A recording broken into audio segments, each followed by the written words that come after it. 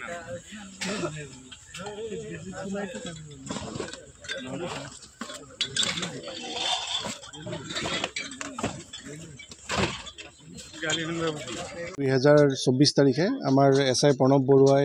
লালপানী আহিছে তেখেতে এটা খবৰ পাইছিলে যে এনেকৈ অৰুণাচলী সুৰা অসমলৈ স্মাগল কৰা হৈছে সো একৰ্ডিংলি এইটো গাড়ী এখন ট্ৰাক এখন তেওঁ সিজ কৰিছিলে তাতে প্ৰায় 340 কাৰ্টুন অৰুণাচলী মদ আছিলে আৰু 4জন ব্যক্তি কৰায়ক্ত হৈছিলে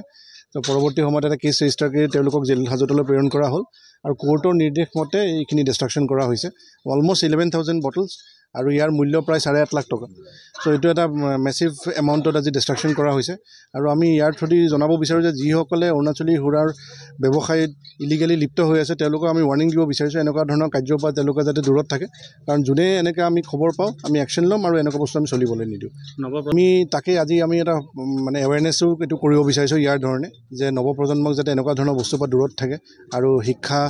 আৰু কালচাৰৰ প্ৰতি যাতে বেছি আকৃষ্ট হয় ওপৰলৈ আহিব চবেই আহক এটা মাৰক আৰু নহ'লে এইটো বহুত টাইম লাগিব নহয়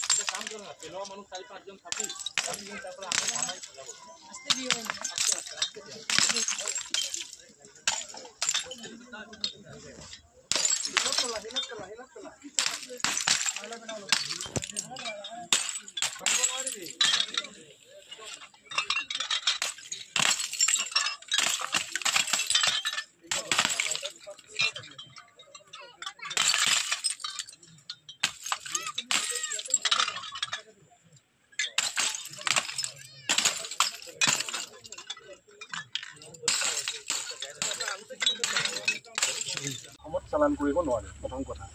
সো এইটো যেতিয়া যোৱা বছৰ 12 মে'ৰ দিনা এইটো চিজ হৈছিলে আৰু এই অংকত 4জন মানুহ জেল গৈছিলে আৰু কেছ চাৰ্জশ্বিট কৰা হৈছে আমাৰ কেছ এটা লয়েল কেছ চাৰ্জশ্বিট কৰা হৈছে আৰু কোৰ্টৰ অৰ্ডাৰ মতে আমি এইটো ডিষ্ট্ৰাকশ্যন কৰিবলৈ ওলাইছোঁ কাৰণ ডাঙৰ পৰিমাণৰ কোৱান্টিটি অলমষ্ট আমাৰ 11,000 বটলছ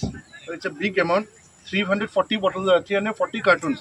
এটা মেছিভ এমাউণ্টৰ আজি ডিষ্ট্ৰাকশ্যন হৈছে ত' ইয়াৰ পৰা আমাৰ কথা এটাই যে